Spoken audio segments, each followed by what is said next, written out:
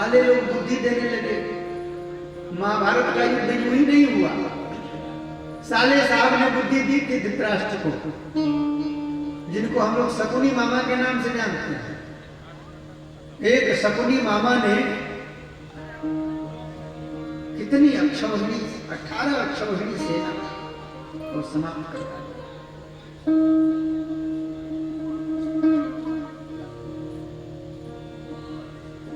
कहा कि महाराज ये स्थिति है, कन्या विक्रय लोभ से अपनी कन्या तक का विक्रय कर दे रहे हैं। दंपति नाम चक्कर पति पत्नी में कभी सामंजस्य दिखाई नहीं पड़ता, प्रेम भाव नहीं दिखाई पड़ता। सुबह में रामायण देखते हैं, शाम को महाभारत कर लेते हैं। सुबह में टीवी पर रामायण देखते हैं, फिर शाम को खुद महाभारत कर लेते हैं। कुछ करने की जरूरत नहीं। बड़ी खराब स्थिति है। कली दावानलेनाद्य साधनं भस्मतां गतम्। कली रूपी दावानल ने सभी साधनों को भस्म कर दिया है। इस प्रकार मैं भ्रमण करते हुए यमुना के तट पर गया और यमुना के तट पर मैंने एक बहुत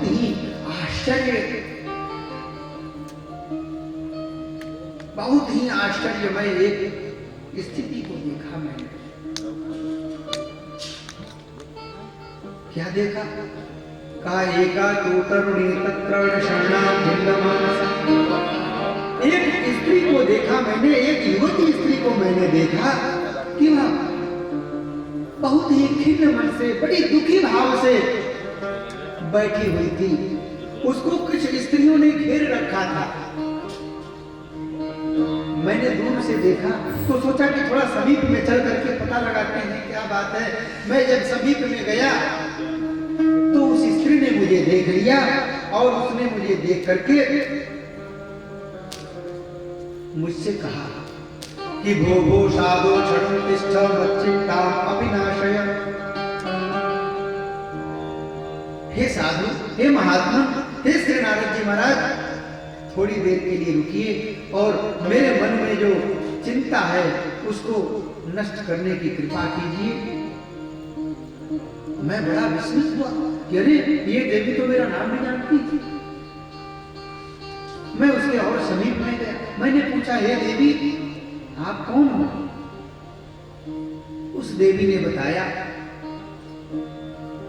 कि मैं भक्ति देवी हूं, मेरा नाम भक्ति है।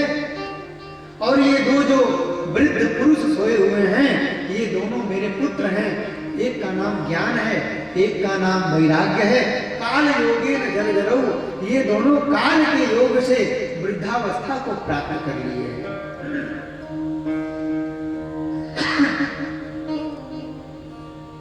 इन दोनों को लेकर के मैं बहुत स्थानों पर गई, लेकिन इनकी वृद्धावस्था समाप्त नहीं हुई। मैं वृंदावन में आई। वृंदावन में आने पर वृंदावन पुनः प्राप्य नवीन एव स्वरूपिणी।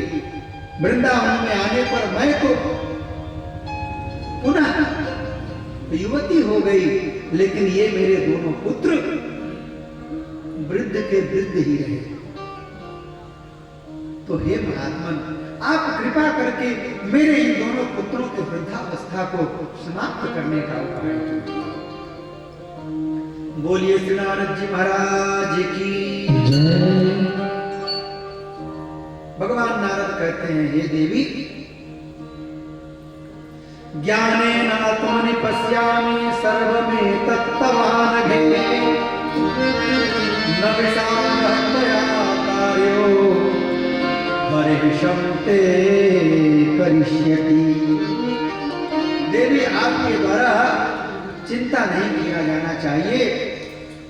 भगवान निश्चय ही आपके दुख को दूर करेंगे। मैं अपने ज्ञान शक्ति से देखने का प्रयत्न करता हूं कि आपके इन दोनों बालकों की इस स्थिति को कैसे ठीक किया जा सकता है। और महाराज श्री नारद जी ने आंखों को बंद करके ध्यान लगाया। थोड़ी देर तक ध्यानस्थ रहे, फिर नेत्रों को खोला। और देवी भगवती भक्ति से कहने लगे कि हे देवी, सृष्वा वहिता बाले योऽयं दारुणः कली। हे देवी, कलयुग का समय प्रारंभ हो चुका है। यह दारुण कलयुग, और इस कलयुग में सदाचार लुप्त हो जाते हैं, योग समाप्त हो जाते हैं, तपस्या की क्रियाएं समाप्त हो जाती हैं, ज्ञान और वैराग्य को कोई पूछने वाला नहीं मिलता, संत दिखाई नहीं पड़ते, मंदिरों में घंट घड़ियाल बजने बंद हो जाते हैं, शंख की ध्वनि सुनाई देना बंद हो जाते हैं। जब कराल कलिकाल आता है तो ऐसी स्थिति हो जाती है।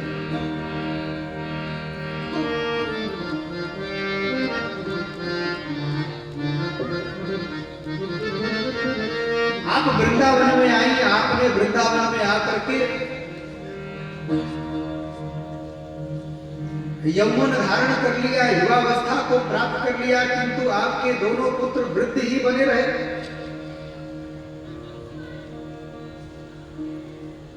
क्योंकि वृंदावन में सभी भक्ति को पूछने वाले हैं, भक्ति का आदर करने वाले हैं, लेकिन ज्ञान और वैराग्य का आदर करने वाला यहाँ कोई नहीं है। लेकिन आप चिंता मत करो, भगवान कल्याण करेंगे।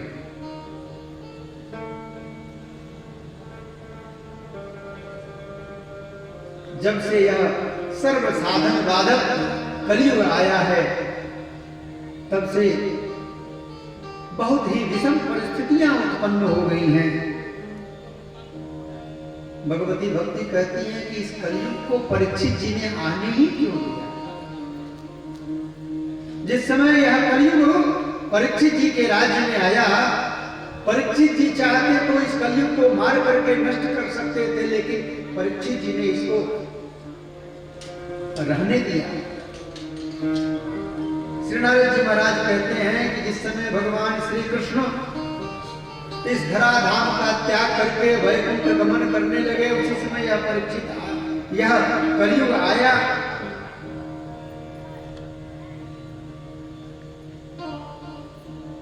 और परीक्षित जी महाराज कलयुग का दमन करना ही चाहते थे, लेकिन परीक्षित जी ने इस कलयुग में एक गुण देखा, एक विशेषता देखी। कौन सी विशेषता देखी? श्री नारद जी महाराज कहते हैं कि यत् फलं नास्ति तपसा न योगेन समाधिना तत्फलं लभते सम्यक् कलौ केशव कीर्तना। जो फल तपस्या के द्वारा प्राप्त नहीं किया जा सकता है, जो फल योग और समाधि के द्वारा प्राप्त नहीं किया जा सकता है, वह फल कलयुग में केवल भगवान का संकीर्तन करने मात्र से प्राप्त हो जाता है। बोलिए नाम संकीर्तन भगवान की। कालयुग के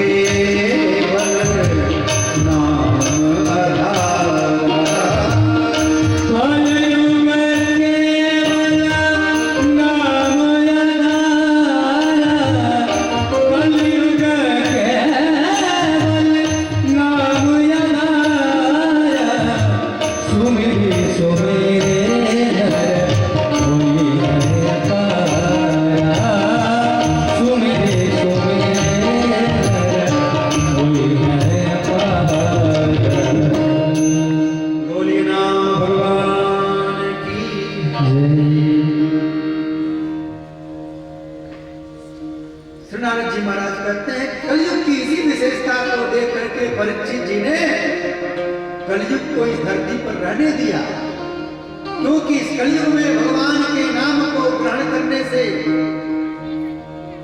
भगवान का संकीर्तन करने से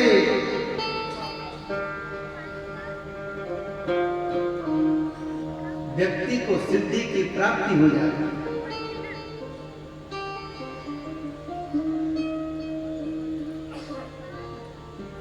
भगवती भक्ति श्री नारद जी महाराज के चरणों में प्रणाम करते हुए कहती है, धन्य है नारद जी महाराज,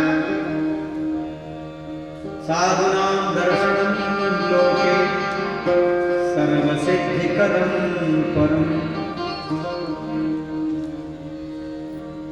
साधुओं का दर्शन सभी सिद्धियों को देने वाला है। महाराज आप हमारे समूह उपस्थित हुए, मेरे बड़े भाग्य हैं। श्री नारद जी महाराज कहते हैं कि हे देवी, चिंता मत करो, वृथा खेल ऐसे वाले अहो चिंता तुरा कथम श्री कृष्ण शरणाम भोजम स्मर दुखम गमिष्यति। भगवान श्री कृष्ण के चरण कमलों का ध्यान करो, तुम्हारे सभी दुख समाप्त हो जाएंगे।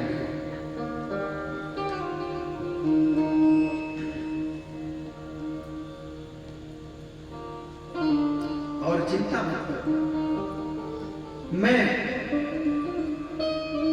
पुनः इस धरती पर ज्ञान वैराग्य और भक्ति को स्थापित करने के लिए भागवत धर्म का प्रचार करूंगा। न तो गोविर्ण वेदैश्च न ज्ञाने नापि कर्मणा हरिर्हि साधते भक्त्या प्रमाणं तत्र गोपिका। हे देवी, भक्ति आपका नाम है और जो लोग भक्ति का आश्रय लेते हैं उनको सभी सिद्धियां प्राप्त हो जाती हैं। आप अपने स्वरूप का स्मरण करो, क्योंकि आप तो साक्षात भगवान की प्रिया हो और उन्हीं की ये दोनों पुत्र हैं, ज्ञान और वैराग्य। लेकिन कलयुग में उपेक्षा के कारण यह वृद्ध हो गए।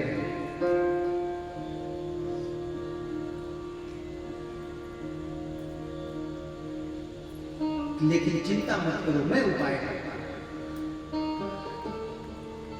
श्री नारद जी महाराज उन दोनों बालकों के समीप बैठ गए और बैठ करके मुखम संयोज्य करणांते शब्द बच्चे समुच्चरण ज्ञान प्रबुद्धताम शीघ्रम रे वैराग्य प्रबुद्धताम। ज्ञान और वैराग्य का नाम ले लेकर के श्री नारद जी महाराज ज्ञान वैराग्य को पुकारते हैं। ज्ञान और वैराग्य दोनों थोड़ा सा उठते हैं, लेकिन पुनः धराशायी हो जाते हैं। श्री नारद जी महाराज वेद का उद्घोष करते हैं, वेद मंत्रों का उच्चारण करते हैं,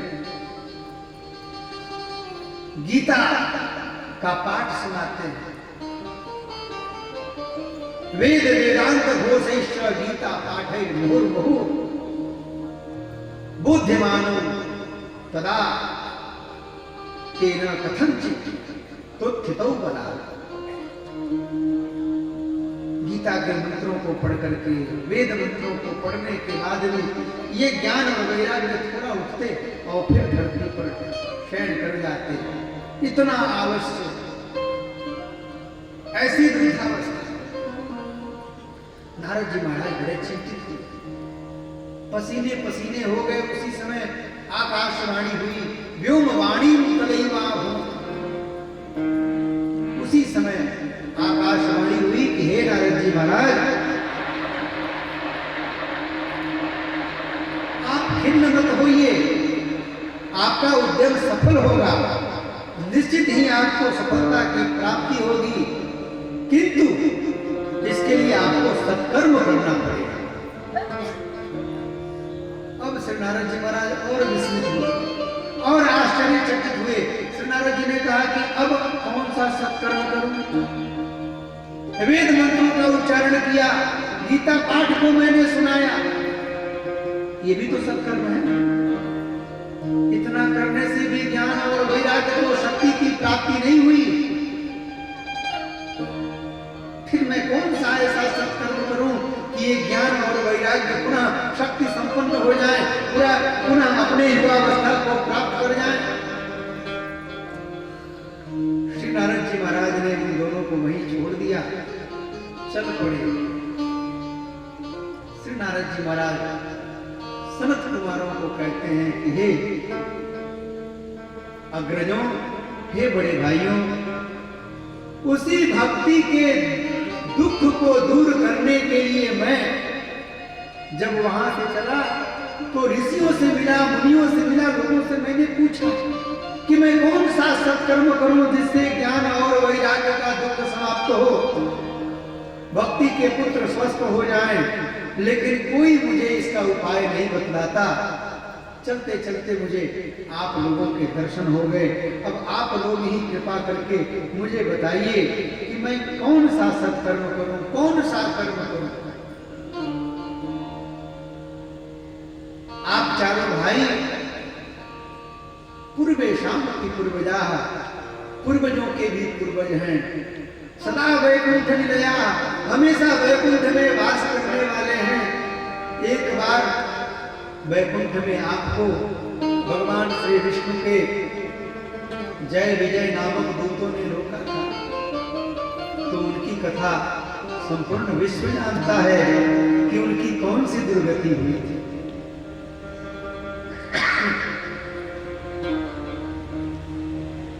मैं कौन सा यत्न करूं, कृपा पूर्वक मुझे बताइए। सनत कुमारों ने कहा कि हो भ्राता, भाई नारद, चिंता करने की कोई बात नहीं है, मन में हर्ष को धारण करो, ये कोई बड़ी बात नहीं है। ज्ञान वैराग्य स्वस्थ हो जाएंगे, भक्ति का जो दुख है वह समाप्त हो जाएगा। महाराज वही तो पूछ रहा हूं, कौन सा सत्कर्म करूं।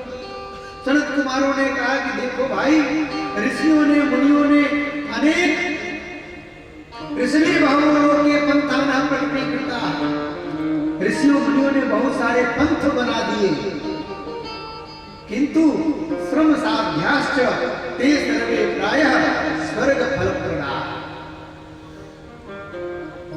वे जो पंथ हैं वे प्रायः स्वर्ग लोक की प्राप्ति कराने वाले हैं। वैकुंठ की प्राप्ति कराने वाला, मोक्ष की प्राप्ति कराने वाला जो साधन है वह तो अत्यंत गुप्त है।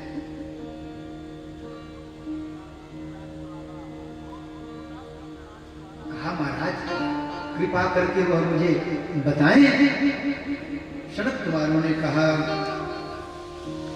सत्कर्म सूचको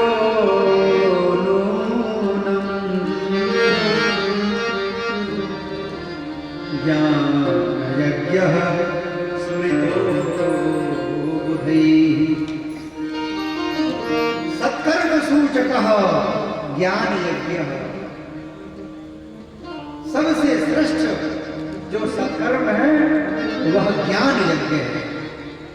इसलिए श्रीमद् भागवत महापुराण की कथा को ज्ञान यज्ञ कहा जाता है। बोलिए भागवत भगवान की भक्ति ज्ञान विरागाणाम तद घोषेण महत्वलम। भागवत की कथा जिस स्थान पर होती है उस स्थान पर भक्ति ज्ञान और वैराग्य को शक्ति की प्राप्ति होती है, बल की प्राप्ति होती है। निश्चित ही भक्ति ज्ञान और वैराग्य ये सुखी हो जाएंगे। नारद जी ने कहा कि महाराज वेद वेदांत घोषैश्च वेद गीता पाठै बहुमुहु। वेद वेदांत का मैंने घोष किया, गीता का पाठ कर करके मैंने ज्ञान और वैराग्य को जगाने का प्रयत्न किया, फिर भी ज्ञान वैराग्य जगे नहीं। और श्रीमद् भागवत महापुराण उन्हीं वेद वेदांत को, वेद वेदांतों का सार तत्व ही तो है। ऐसा कैसे हो जाएगा? सनत कुमारों ने कहा कि अरे भैया नारद, कई बार ऐसा होता है कि कोई व्यक्ति किसी असाध्य बीमारी से ग्रस्त हो जाए तो वह दिल्ली एम्स जाके घूम जाता है, लखनऊ पीजीआई घूम आता है, विदेश में भी जाके दवाई करा के आ जाता है, उसका रोग ठीक नहीं होता। और सौभाग्य से गांव के वैद्य जी 4 रुपए की जड़ी बूटी घिस करके औषधि बना करके उसको दे देते हैं और उस औषधि को खाने से वह व्यक्ति निरोगी हो जाता है। ऐसा भी तो होता है। किया नारद, यथा दुग्धे स्थितम सर्पिर्नस्वादायोपकल्पते, जैसे दूध में घी है, उसको भिगोते हैं तब तो घी निकलता है, लेकिन अगर हम दूध पिए तो क्या घी का स्वाद मिलेगा? नहीं मिलेगा। घी का स्वाद लेने के लिए घी को निकालना पड़ेगा। जैसे गन्ने का जो डंडा होता है, ईख के डंडे में पूरी की पूरी मिठाई भरी होती है, मिठास भरा होता है। इक्षुणाम मध्यांते शर्करा व्याप्य तिष्ठति, शक्कर पूरे गन्ने के डंडे में होता है, लेकिन अगर आप शक्कर का आनंद लेना चाहें और गन्ने को चूसें तो क्या गन्ने को चूसने से शक्कर का आनंद मिलेगा? नहीं मिलेगा। लेकिन पृथक भूता सा निष्ठा तथा भागवती, लेकिन उसी ही गन्ने से रस को अलग करके फिर उसको पकाने के बाद में उसका गुड़ बना करके और फिर रासायनिक प्रक्रिया के द्वारा जब उसका हम श्रीखंड बनाते हैं, जब शर्करा बनाते हैं, चीनी बनाते हैं और जब उसको खाते हैं तो उसका अलग आनंद मिलता है कि नहीं मिलता? आगे वो तो है। तथा भागवती कथा, वैसी ही ये भागवत कथा है। निगम कल्प तरोर गलितम फलम शुकम खादम तद्रव संयुतम, निगमो वेदः सैव कल्पतरुः तस्य गलितम सुखम फलम। निगम का मतलब होता है वेद, और वेद रूपी वृक्ष का पका हुआ फल है श्रीमद् भागवत महापुराण।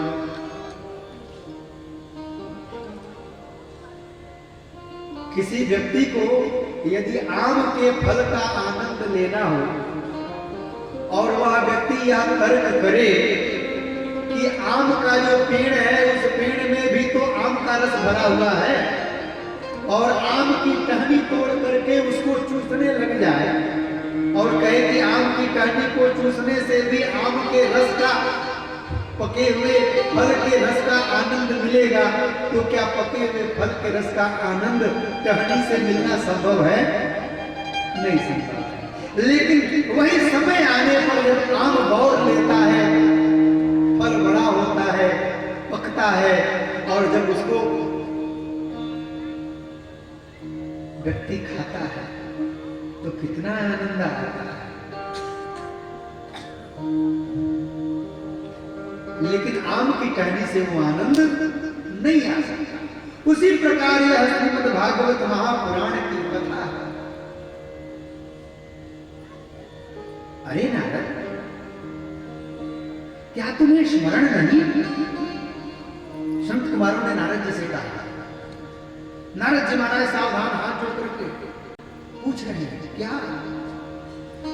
अरे नारद, एक बार लोक पितामह ब्रह्मा जी ने तुमको चतुश्लोकी भागवत का उपदेश किया और उन्होंने तुमसे कहा था कि बेटा नारद, तुम इस चतुश्लोकी भागवत का प्रचार प्रसार करो।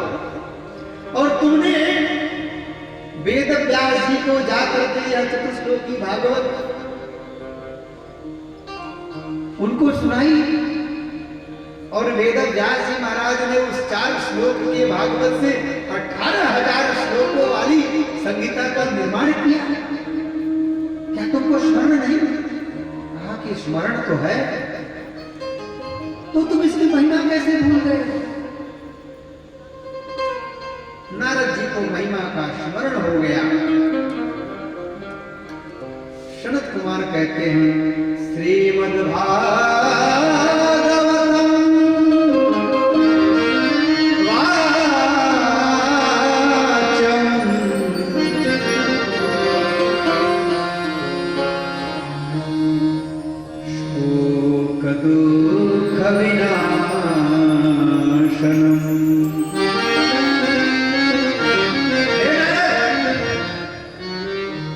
ज्ञान वैराग्य और भक्ति के निमित्त श्रीमद् भागवत का श्रवण करो।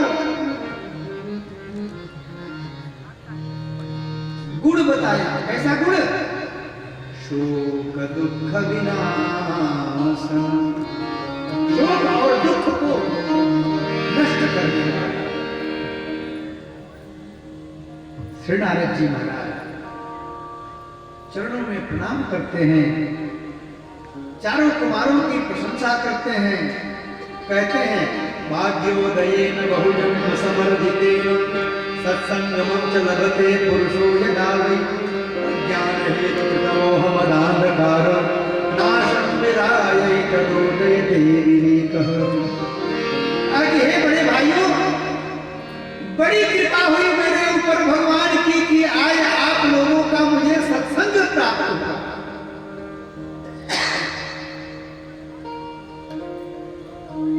भाग्योदयेन बहुजन्म समर्जितेन, बहुजन्म समर्जितेन भाग्योदयेन, जब अनेक जन्मों के पुण्य इकट्ठे होते हैं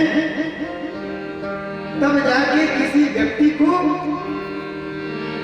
संतों का समागम प्राप्त होता है, सत्संग की प्राप्ति होती है। और मुझे आप लोगों के सत्संग की प्राप्ति हुई। मैं कब से परेशान था कि मैं कैसे ज्ञान भक्ति वैराग्य के दुख को दूर करूं, और आप चारों भाइयों ने मुझे इतना सरल उपाय बता दिया। अब तो बस आनंद ही आनंद है। और सत्संग की महिमा को कहा, अज्ञान हेतु कृतमोह मदान्धकार नाशं विधाय तदोदयते विवेक। सत्संग की प्राप्ति करने से व्यक्ति का अज्ञान समाप्त हो जाता है और उसको विवेक की प्राप्ति हो जाती है। इसलिए संतन के संग लाग रे तेरी अच्छी बने, संतन के संग लाग रे तेरी अच्छी बने, संतन के संग लाग रे तेरी अच्छी बने, संतन के संग लाग रे तेरी अच्छी बने, बने किस्मत जगे, अच्छी बने तेरी किस्मत जगेगी, अच्छी बनेगी तेरी किस्मत जगेगी, अच्छी बनेगी तेरी किस्मत जगेगी। तेरो बड़ भाग रे तेरी अच्छी बनेगी, संतन के संग लाग रे तेरी अच्छी बनेगी।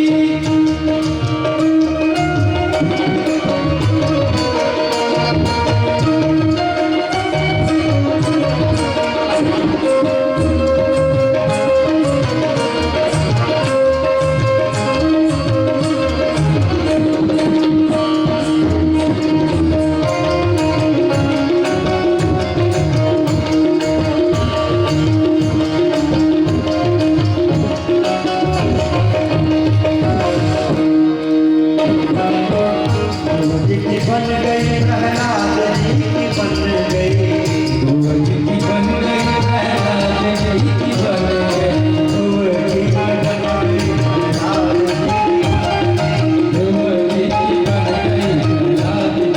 बन गई, धुआं जी की बन गई प्रहलाद जी की बन गई, धुआं जी की बन गई प्रहलाद जी की बन गई। सुमिरन में जाग रे तेरी अच्छी बनेगी,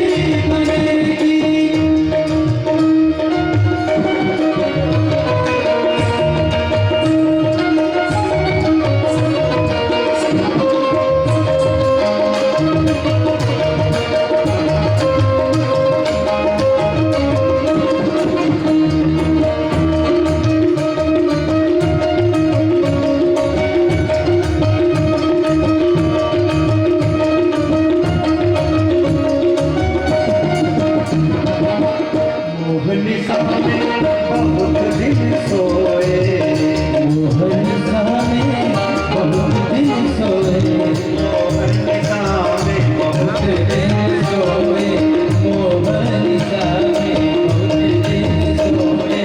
बिनु सत्संग बिन हरि कथा, बिनु मोहन भाग। बिना सत्संग के हरि कथा नहीं होती।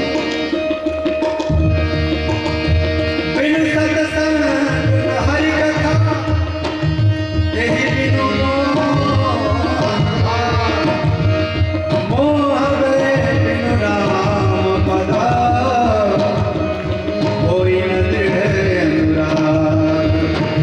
मोहन निशा में बहुत दिन सोए, मोहन निशा में बहुत दिन सोए, मोहन निशा में बहुत दिन सोए, मोहन निशा में बहुत दिन सोए।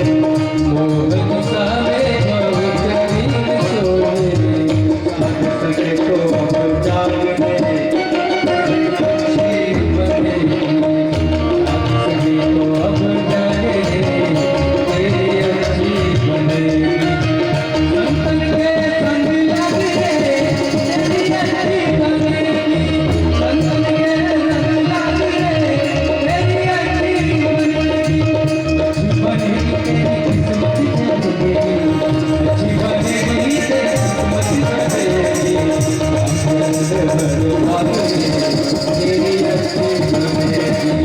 संतन के संग लग रे, तेरी अच्छी बनेगी।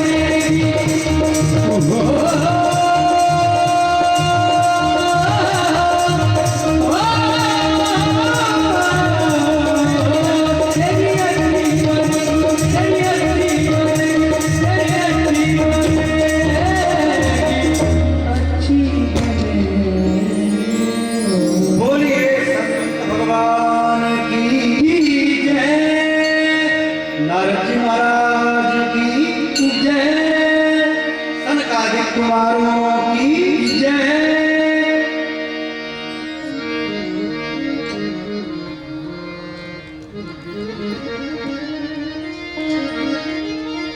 संतन के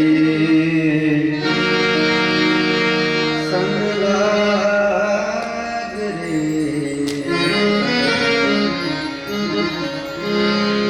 तेरी अच्छी बनेगी। सत्संग की महिमा का वर्णन करते हैं नारद जी। श्री नारद जी ने कुमारों से पूछा कि यदि दिवसई श्राव्य, कितने दिन तक श्रवण करना चाहिए श्रीमद् भागवत की कथा? कौन सी विधि करनी चाहिए? वो विधि तत्र कर्तव्य।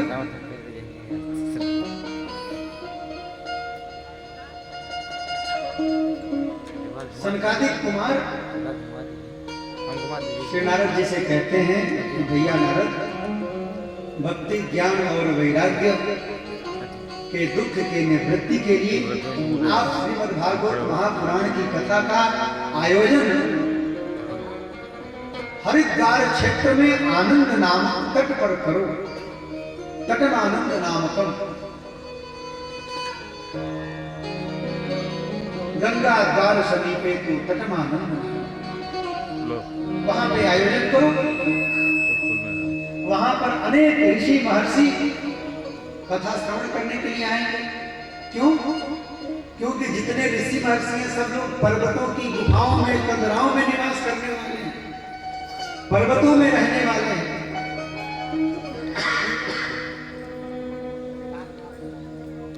तो हरिद्वार में कथा होगी तो ऋषियों के लिए आना सरल होगा,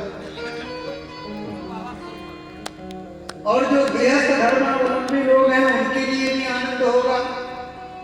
वो भी वहां बड़े आनंद से पहुंच जाएंगे, वे भी कथा श्रवण कर लेंगे।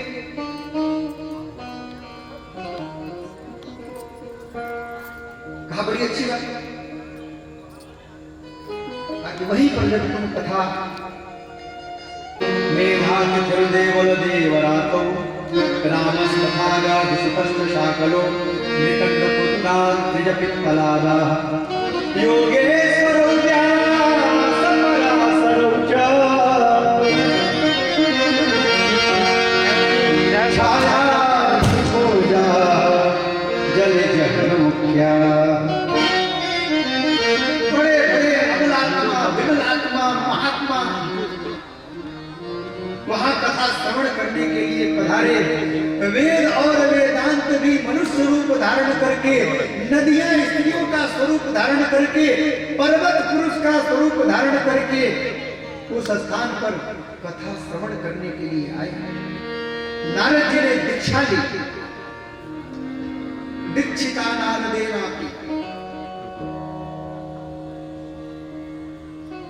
मंत्र दीक्षा ली श्री नारद जी ने, और पुनः सनत कुमारों को दिव्य आसन दिया और वहां पर भागवत की कथा आरंभ हुई। सनकादिक कहते हैं सदा सेव्या श्रीमद्भागवती कथा।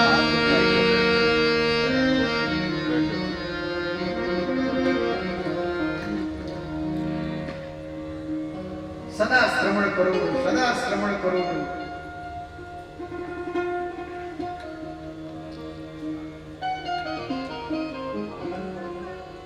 यस्याः श्रवण मात्रेण हरिश्चित्तम समाश्रयेत्, जिसका श्रवण करने मात्र से भगवान श्री हरि चित्त में स्थान ग्रहण कर लेते हैं। बहुत सारे पुराणों को सुनने की आवश्यकता नहीं है।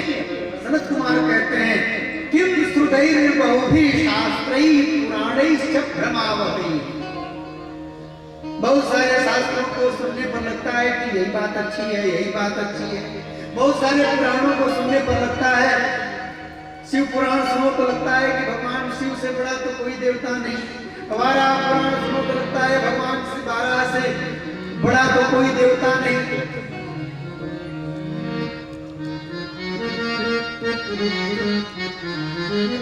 एकम भागवतम शास्त्रम मुक्तिदानेन गर्जते।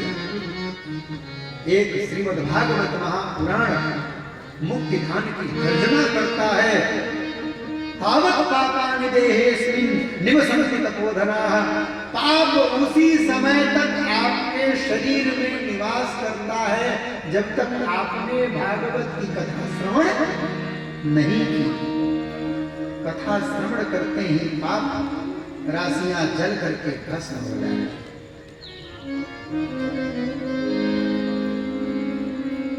कहते हैं कि दिनानाम नियमो नास्ति सर्वदा श्रवणं मतं।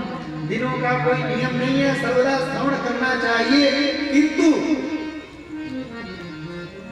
सत्येन ब्रह्मचर्येण। जो व्यक्ति सर्वदा सत्य बोलने वाला है उसके लिए दिनों का कोई नियम नहीं है। जो व्यक्ति सर्वदा ब्रह्मचर्य का पालन करने वाला है उस व्यक्ति के लिए दिनों का कोई नियम नहीं है। सर्वदा श्रवणं मतं, वह सर्वदा श्रवण कर सकता है। लेकिन हम सब रोज सत्य तो बोल नहीं सकते, कभी कभी तो झूठ भी बोलना ही पड़ता है। रास्ते में गए हैं किसी काम से, थोड़ी देर हो गई, पिताजी ने फोन किया, कहाँ हो? बस पिताजी पहुंच ही रहे हैं, 5 मिनट में पहुंच ही रहे हैं।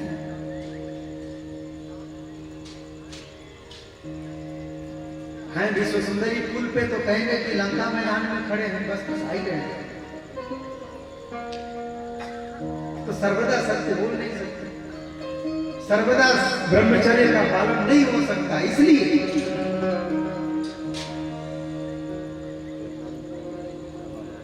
दिनों का नियम कहा कि भाई 7 दिन तो कम से कम सत्य का आचरण कर सकते हो, 7 दिन तो ब्रह्मचर्य का पालन कर सकते हो। उन 7 दिनों में भागवत की कथा श्रवण कर लो। इसलिए 7 दिन का नियम बनाया। और सनकादिक मुनीश्वर वर्णन करते हैं कि जिस समय भगवान श्री कृष्णचंद्र इस धराधाम का त्याग करके वैकुंठ जाने लगे, उस समय उद्धव जी ने भगवान श्री कृष्ण के चरणों को पकड़ लिया और कहा कि भगवान तुम तो यास्यसि गोविंद भक्त कार्यं विधाय च, हे गोविंद भक्तों का मनोरथ सिद्ध करके अब तो आप वैकुंठ को गमन कर रहे हैं, किंतु मेरे मन में एक बड़ी चिंता है, आप कृपया उसका निदान कीजिए। भगवान ने पूछा क्या चिंता है उद्धव, मेरे मित्र मेरे प्यारे सखा उद्धव, क्या चिंता है बताओ। उद्धव जी ने निवेदन किया, भगवान आगतोयम कलिर्घोरो भविष्यन्ति पुनः खलाः, ये कलयुग सामने दिखाई पड़ रहा है, आने वाला है, आप जाएंगे कलयुग प्रवेश करेगा, तो जब कलयुग आएगा तो भविष्यन्ति पुनः खलाः, फिर दुष्ट लोग उत्पन्न होंगे, फिर अधर्म बढ़ेगा।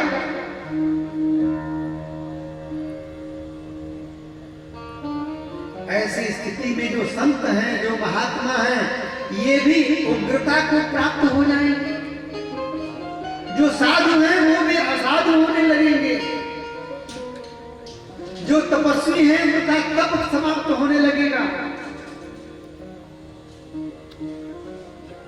प्रभु उनके लिए कुछ उपाय करें।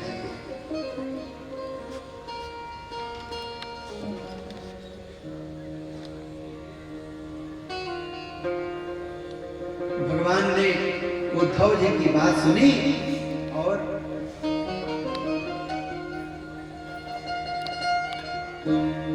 भक्तार्थम सगुणो जातो निराकारो चिन्मयः। भगवान ने विचार किया प्रभास क्षेत्र में कि मैं ऐसा क्या करूं कि यह जो उद्धव कह रहे हैं इस समस्या का समाधान हो सके। भगवान ने चिंतन किया और चिंतन करके क्या किया, कहा स्वकीयं यद् भवत् तेजः तच्च भागवते दधा। भगवान श्री कृष्ण ने अपने तेज को भागवत जी में स्थापित कर दिया। स्वकीयम यद् भवत् तेजः, भगवान का जो तेज था उस तेज को भागवत जी में स्थापित कर दिया।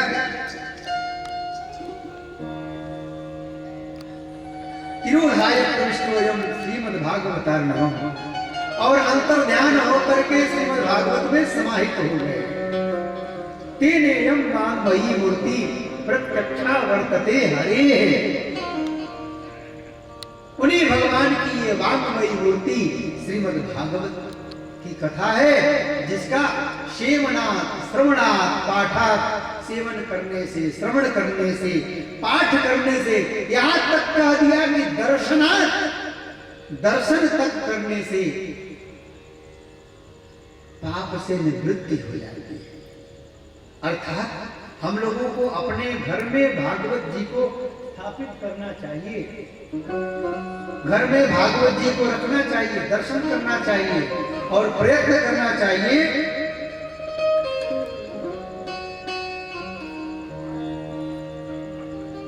कि कभी कभी पोथी पलट करके एक अध्याय पढ़ लें, आधा घंटा पढ़ लें, एक घड़ी आधो घड़ी, आधो में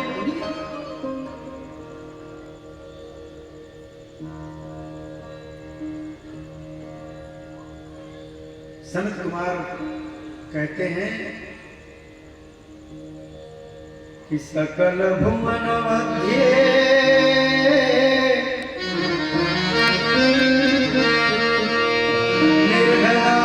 निर्धनास्ते धन्या निवसति येषां श्रीहरे भक्तिरेका।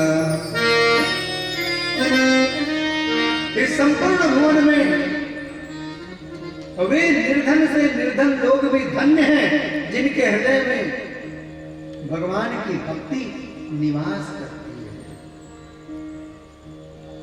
और जिसके हृदय में भगवान की भक्ति निवास करती है, हरिरपि निज लोकम सर्वथा तो विहाय, भगवान भी अपने लोक को त्याग करके निवसत हृदय तेषां भक्ति सूत्रोपनद्ध, भगवान भक्ति के सूत्र में उपनद्ध होकर के उस भक्त के चित्त में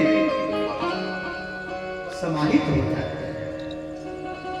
सनत कुमारों ने दिव्य भागवत की कथा आरंभ की और भागवत की कथा आरंभ होने के पश्चात एक बड़ी सुंदर घटना घटी कि वहां पर एक बड़ी ही सुंदरी स्त्री दो पुरुषों के साथ कथा के बीच में प्रकट हो गई।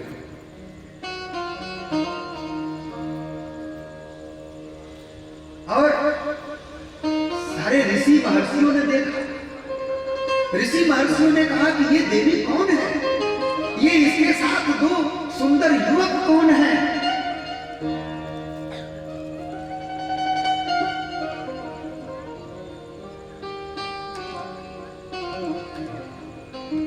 सनत कुमारों ने कहा कि हे ऋषियों, हे महर्षियों, हे मुनियों, ये देवी भगवती अपने दोनों पुत्र ज्ञान और वैराग्य के साथ यहाँ पर पधारी है। ये भागवत की कथा का फल है, भागवत की कथा की महिमा है कि भक्ति अपने ज्ञान वैराग्य नामक दोनों पुत्रों के साथ यहाँ पर पूरी शक्ति के साथ कथा में पधारी है। सबने भक्ति ज्ञान और वैराग्य को प्रणाम किया। दिव्य कथा हुई। कथा में ऋषि महर्षि जितने भी लोग वहां उपस्थित थे इतने तन्मय हो गए, इतने तन्मय हो गए कि सबने अपने हृदय में ही भगवान के स्वरूप का दर्शन करना प्रारंभ कर दिया। अथ वैष्णव चित्तेषु दृष्ट्वा भक्तिम अलौकिकीम निज लोकम परित्यज्य भगवान भक्तवत्सल। जो भक्तवत्सल भगवान है वे स्वयं अपने लोक को छोड़ करके वहां पर प्रकट हो गए। नारद जी महाराज भी वर्णन करते हैं, कहते हैं कि अद्भुत है भगवान के इस कथा की महिमा। जो लोग सदा सर्वदा पाप में रत रहते हैं, हमेशा दुराचार का आश्रय करते हैं, जिनका हृदय क्रोध रूपी अग्नि से दग्ध हो चुका है, जल चुका है,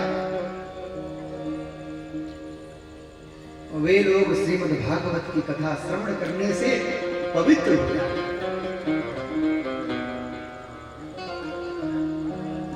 हर प्रकार के पाप की निवृत्ति हो जाती है भागवत की कथा श्रवण करने से। और इस संबंध में एक बड़ा ही सुंदर आख्यान का वर्णन किया।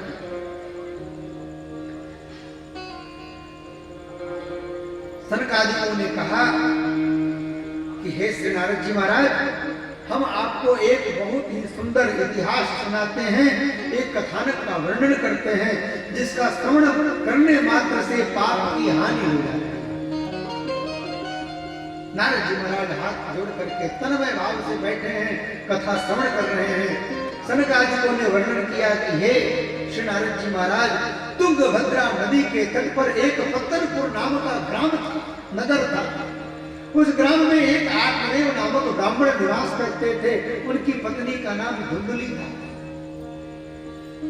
वेद वेदांत के ज्ञाता थे आत्मदेव जी महाराज, बड़े ही विद्वान, किंतु उनको पुत्र न था, जिसके कारण वे हमेशा दुखी रहते थे।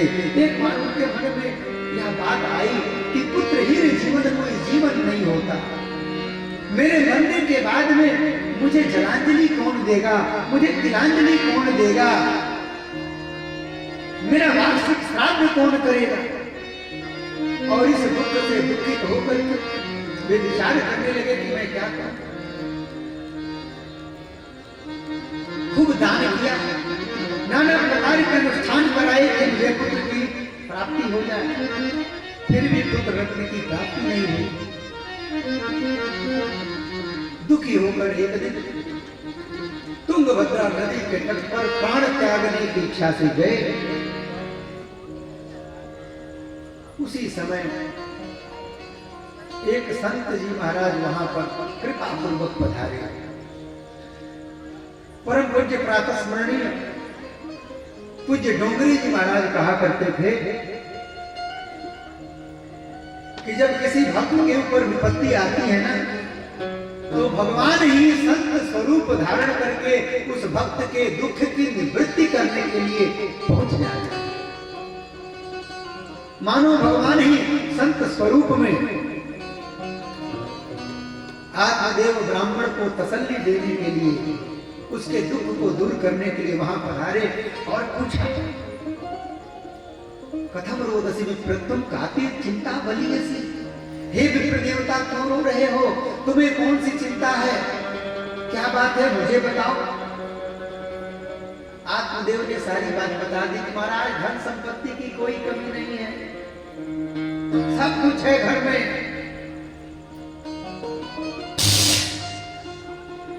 टी सेट है, टीवी सेट है, सोफा सेट है, लेकिन मूड अपसेट है। कहा क्यों? बेटा नहीं है। हम लोगों के घर भी ऐसा हो जाता है, सारे सेट होते हैं लेकिन फिर भी दिमाग अपसेट होता है। क्यों? क्योंकि जीवन में भक्ति नहीं है, सत्संग नहीं है। और जिसके जीवन में भक्ति है, सत्संग है, उसको तो हर घड़ी आनंद ही आनंद है।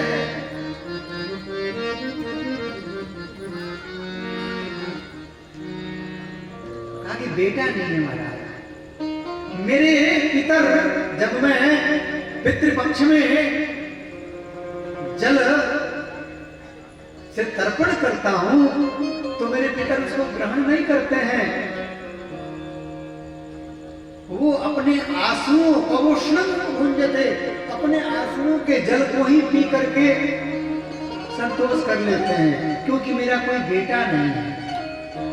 मैं जो गाय पालता हूं वो गैया बांझ रह जाती है, मैं जो पेड़ लगाता हूं वह पेड़ कभी फल नहीं देता।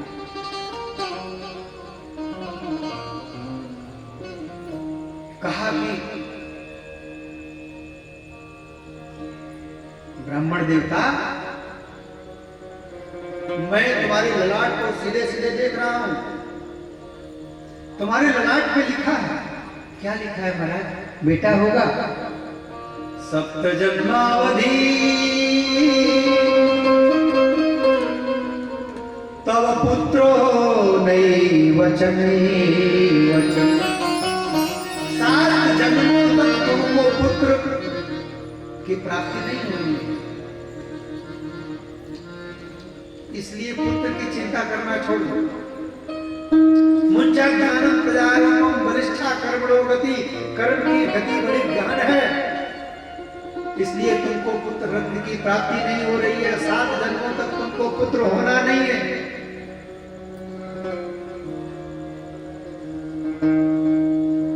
विवेकम तो समासाध्य, विवेक को धारण करो। आत्मदेव ने कहा कि महाराज, पुत्रादि सुखहीनोयम संन्यासा सुस्ते। संत ने कहा कि देखो, मैं सन्यासी हूं, मुझे कितना आनंद है, न कोई बेटा न कोई बेटी, किसी की चिंता नहीं। अरे बेटा बेटी होंगे तो फिर उनको पढ़ाने लिखाने की चिंता, उनको फिर किसी न किसी काम में नियुक्त करने की चिंता, बड़ी समस्याएं होती हैं, बड़ी परेशानी होती है। सनवीप में एडमिशन कराएं कि जी लुटेरा में एडमिशन कराएं, बहुत कुछ सोचना पड़ता है, जेब भी देखना पड़ता है कि क्या स्थिति है। मेरी तरह सन्यासी बन जाओ। कहा कि महाराज सन्यास शुष्क वही, या सन्यास तो बड़ा शुष्क है। इसमें जब घर में बेटा बेटी पैर में पैंजनी पहन करके रुंझन रुंझन करते हुए आंगन में दौड़ते हैं, रुंझन रुंझन की आवाज होती है, तो महाराज सुन करके कितना आनंद आता है। आप सन्यासी लोग क्या जानते हैं? गृहस्था सरसा लोके पुत्र पौत्र समन्वित, गृहस्थ धर्म बहुत सरस है, बड़ा आनंद है इसमें। और आत्मदेव ब्राह्मण ने सन्यासी के चरणों को पकड़ लिया, कहा कि महाराज अब तो मैं आपके शरण को तभी छोड़ूंगा जब आप मुझको एक बेटा दे दो।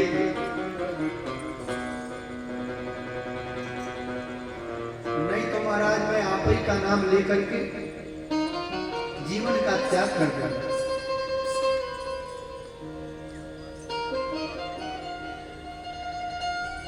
सन्यासी ने बहुत समझाया, बहुत समझाया, बहुत समझाया। आत्मदेव ने अपने जिद को नहीं छोड़ा। तब सन्यासी ने अपने झोले में से एक फल निकाला और दे दिया। कहा कि यह फल अपनी पत्नी को दे देना और उससे कहना कि खूब शांति से धर्म की मर्यादा पूर्वक जीवन को व्यतीत करेगी, निश्चय ही तुम्हारे घर में पुत्र रत्न की प्राप्ति होगी। आत्मदेव बड़े प्रसन्न हुए, फल को प्राप्त किया, मुनि जी के चरणों में प्रणाम किया, घर आए। घर आकर के वह फल पत्नी को दिया। पत्नी से कहा कि इस फल को तुम खा लेना। फल दे करके स्वयं चले गए कहीं पूजा कराने, कर्मकांड कराने। धुंधली के मन में बहुत सारे भाव उत्पन्न होने लगे कि मैं यह फल खाऊंगी तो कहीं ऐसा न हो कि मेरा गर्भ ठहर जाए और उसके बाद में कहीं ऐसा न हो कि जो पुत्र उत्पन्न होने वाला है वह सुखदेव जी की तरह 12 वर्ष मेरे गर्भ में रहे। मैं कैसे इसको ढूंढूंगी? नाना प्रकार की प्रवंचना करते हुए अपनी एक सखी को भी बताया। फिर उसकी छोटी बहन आई, अपनी छोटी बहन को भी बताया कि देख बहन तुम्हारे जीजा जी ऐसा ऐसा ऐसा ऐसा करते रहते हैं, कभी लवंग पड़वा के ले आते हैं तो कभी इलायची पड़वा के ले आते हैं, अभी देखो ये फल पड़वा करके ले आए हैं किसी साधु से। छोटी बहन ने कहा कि दीदी तेरे घर में धन बहुत है, कोई खाने वाला नहीं है, और मेरे घर में खाने वाले बहुत हैं, धन नहीं है। एक काम कर, मेरे पेट में बच्चा है, जब ये बच्चा जन्म लेगा तो ये बच्चा मैं चुपके से तुम्हारे यहाँ ला करके पहुंचा दूंगा। तुम कहना कि मेरे बेटा है और इसके बदले में तुम मुझे कुछ धन दे देना। सौदा तय हो गया।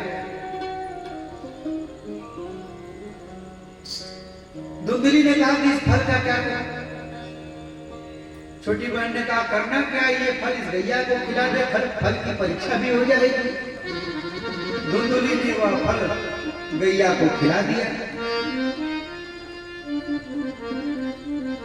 छोटी बहन अपने घर चली गई। समय व्यतीत हुआ।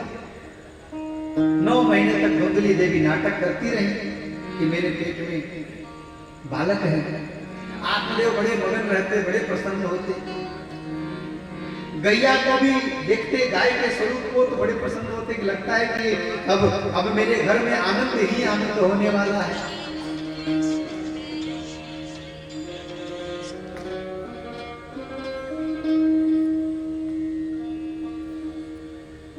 समय व्यतीत हुआ। धुंधली की छोटी बहन को पुत्र हुआ, चुपके से रात्रि के समय में पहुंचवा दिया। सवेरे का समय धुंधली ने बताया कि मेरे को पुत्र रत्न की प्राप्ति हुई है। आत्मदेव बड़े प्रसन्न हुए और आत्मदेव ने बालक का जात कर्म संस्कार किया।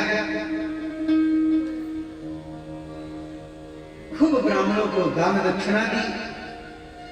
धुंधली देवी ने उस बालक का नाम धुंधकारी रखा। 3 महीने का समय व्यतीत हुआ तो उस गैया ने भी एक सुंदर बालक को जन्म दिया।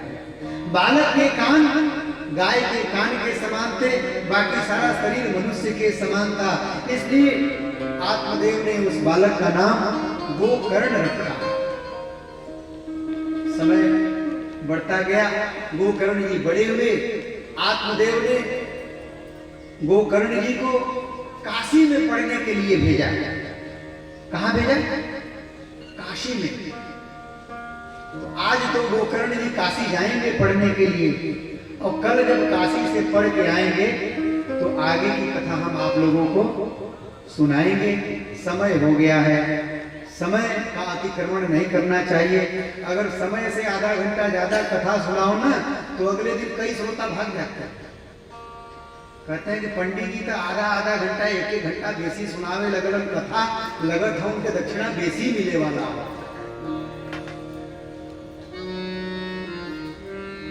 ऐसी कोई बात नहीं। बात यह है कि कभी कभी कथा कहते कहते व्यक्ति भूल जाता है। अब देखिए यहाँ पे हम बैठे हैं 6:45 बजे, 9:30 बजे, 9:30 बज गए पता ही नहीं चला। तो आगे की कथा कल होगी। धुंधकारी गोकर्ण जी का उपाख्यान कल वर्णन करेंगे। कल बड़ी सुंदर सुंदर कथाएं हैं। भगवान वेद व्यास को असंतोष क्यों हुआ, कैसे उनको संतोष मिला, कैसे उन्होंने भागवत की रचना की, कैसे सुखदेव जी महाराज ने उसका अध्ययन किया, कैसे पुनः परीक्षित जी को वो कथा सुनाने का उपक्रम हुआ। विष्णुदेव की स्तुति, कुंती मैया ने जो भगवान की स्तुति की है वो सारी कथाएं कल होनी हैं। और मेरा प्रयास होगा कि बड़ी सुंदर सुंदर कथाएं आप लोगों को सुनाई जाएं। तो आप लोग कल पुनः समय से, हमारे कलाकार बंधु 6 बजे आ जाते हैं, 6:15 बजे तक यहाँ मंच पर विराजमान हो जाते हैं। आप लोग पहले आएंगे तो भजन का भी आनंद आप लोगों को मिलेगा। तो कल हम लोग बड़े प्रेम से कथा श्रवण करेंगे। आइए कथा को विराम दें, उससे पूर्व 2 बार भगवान नाम संकीर्तन करते हैं। हरे राम राम राम सीता राम राम राम, हरे राम राम राम सीता राम राम, हरे राम सीता राम राम,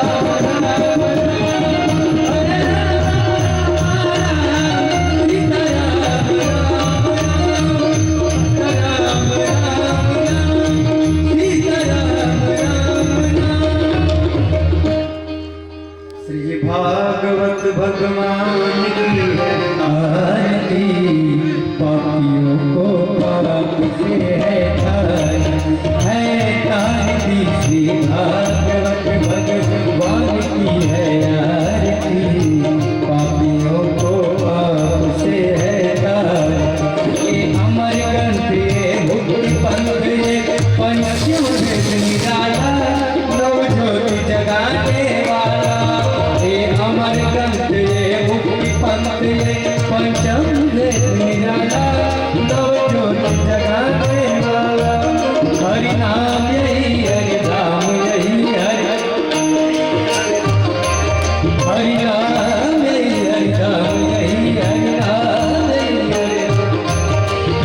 के मंगल की आरती, पापियों को पाप से है तार की श्री भागवत वाल की है आरती, पापियों को पाप से है तार ये शांति के पावन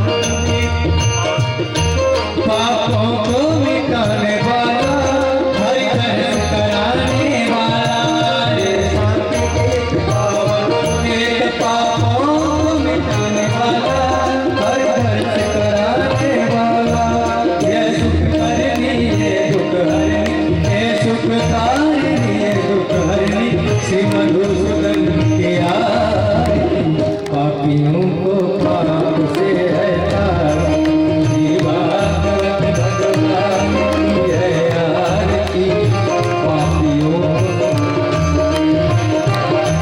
हे मधुर बोल सतसंत खोल सन्मार्ग दिखाने वाला, बिगड़ी को बनाने वाला, हे मधुर बोल सतसंत खोल सन्मार्ग बताने वाला, बिगड़ी को बनाने वाला, श्री राम यही घनश्याम यही श्री राम यही श्री राम यही घनश्याम यही श्री राम यही घनश्याम यही, प्रभु की महिमा किया पापियों को पाप से है तार, श्री भागवत भगवान की है आरती, पापियों को पाप से है तार, गौरम करुणावतारम संसार सारम भुजगेन्द्रारम सदा वसन्तं हृदयारविन्दे भवामि शरणं त्वमेव माता च पिता त्वमेव बन्धुः च सखा त्वमेव त्वमेव द्रविडं त्वमेव सर्वं मम देव हरे राम राम राम राम हरे हरे, हरे कृष्ण कृष्ण कृष्ण हरे हरे, हरे राम राम राम हरे हरे, हरे कृष्ण